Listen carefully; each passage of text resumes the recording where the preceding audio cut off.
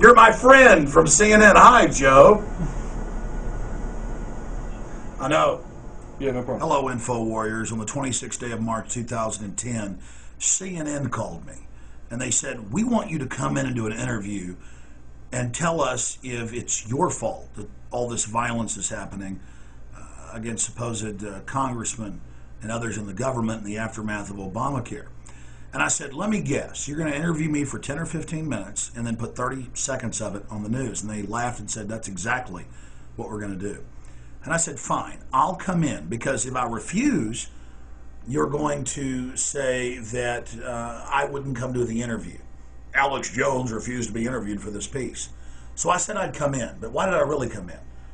Because when I went down to this TV studio, I brought one of my crew with me with a little handheld phone camera to shoot what actually happened. Now, we couldn't jack into the audio, they wouldn't let us, to hear what CNN was saying, but we do have my responses to their short questions. We're going to show that. Now, Anderson Cooper hasn't aired yet tonight. We don't even know right now if they're going to include me in the piece. We don't know what their response is, but I would guess it's less than 30 seconds in the 5-minute piece they told me they were producing. So I thought I would let you see what happened behind the scenes when I actually said to CNN. You can't hear their questions, but it was like a broken record. Are you causing the violence? And I explained that no, the establishment with its tyranny is causing the violence, and the evidence shows most of this is staged. But I indicted CNN for promoting weapons of mass destruction in Iraq, for covering up 9/11, and a lot more. This is a very important piece. Again, you will hear my responses to their questions shot live while they were interviewing me. This is a behind-the-scenes view you're about to see of how the media spins and distorts and takes 15 minutes of answers I gave them and spinning it down to 30 seconds. Who knows what they're going to choose to air? They may not even air it. We're about to find out. Well, we have the large central banks in Bloomberg calling for taking the population's pension funds and 401ks and investing it to prop up the derivatives bubble. That's what's generating the anger. I am personally angry, and so is the American people. I mean, 98% in many polls were against the banker bailout of 2008. So the corrupt system is stirring up anger. That's like saying, are you angry at Hitler in 1939 Germany because you're an angry person? No, I'm angry at Hitler because Hitler was bad. And so the system is manifestly corrupt, looting and robbing the people. They're ignoring the will of the American people. They're violating the Bill of Rights and Constitution. And so anyone who is a constitutionalist is upset, just like our founding fathers were upset. And so, our military marches off and kills 1 million people in Iraq, and that's supposedly a good thing.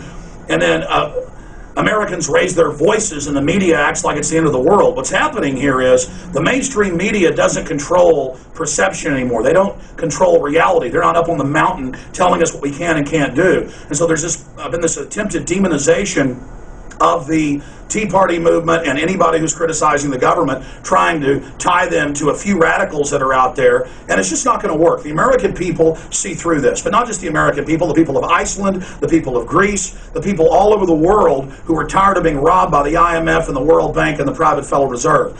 And so I am angry, and so is the population, and we're rightfully angry. I have a lot of the same concerns as the, quote, Tea Party movement, but the Tea Party movement itself is very, very diverse. There's libertarians, there's classical liberals, there's conservatives, there's a lot of people that make up what you call the Tea Party movement. Then you have the attempt by the Republican Party to try to take over the Tea Party movement. So really the Tea Party movement's a very, very diverse group. Well, let's be clear. I'm not like CNN and Fox promoting imaginary made-up WMDs in Iraq so that our military can go kill 1 million innocent Iraqis. So no, I don't advocate for violence like the New York Times and CNN. I want to make that clear.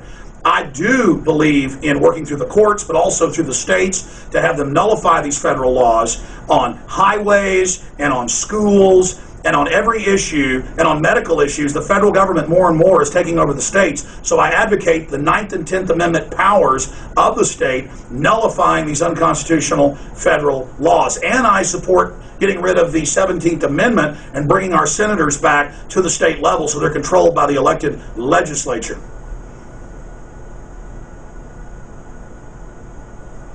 I don't advocate shock and awe like CNN did, okay? I don't have the blood of 1 million dead people on my hands. I'm not a fake liberal who poses like they're against war, if that's your question. I didn't kill 1 million Iraqis, like those of you at CNN who push the lies. I'm not a murderer. I think the rhetoric of the mainstream media lying about WMDs has caused a lot of the loss of trust. I think that the banker bailout, they claimed the $784 billion was to unfreeze mortgages, and the next day they said, we're not going to tell you where the money's going, we're not spending it on that. I think that's what's to blame for the rhetoric, and I also know that most of these threats on congressmen and attacks on offices are staged. Here's the Denver Post from '08. Obama workers arrested attacking their own facility in a staged event to get sympathy.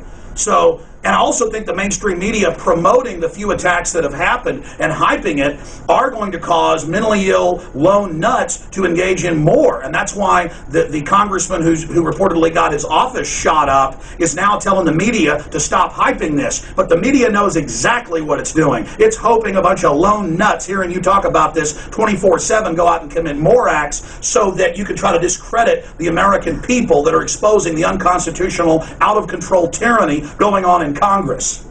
But no, I think most of it's staged, just like all the campuses where they get caught painting fake swastikas up. This is all political warfare to demonize opposition to big government and tyranny. No, but that's a loaded question. It's like, well, let me ask CNN, have you ever advocated violence? And yes, we know you have. I have said that if they're loading people on FEMA trucks to take us to death camps, and they have legislation in Congress to allow the arrest of U.S. citizens, the Belligerent Act, that Americans have a right to defend themselves just like Germans had a right to defend themselves from Hitler.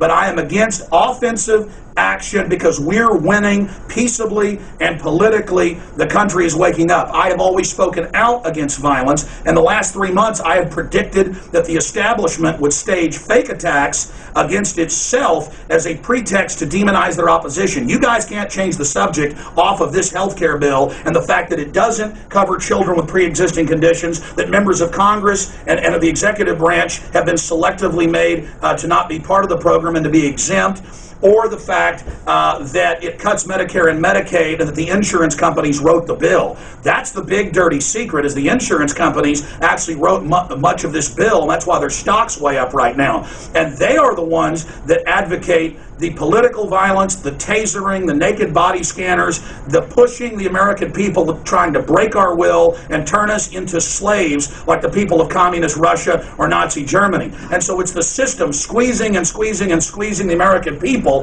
that is pushing some of the American people into acts of desperation. But I tell those people watching, do not do that. Be like Mahatma Gandhi. Be the change you want to see in the world. Be nonviolent like Martin Luther King, and we are going to overturn the despotic system that is in this country. We are going to take it back no matter how many staged terror attacks the government carries out like Oklahoma City and 9/11. You will never stop the truth, and you cannot stop the truth. It is out there, and ideas are bulletproof.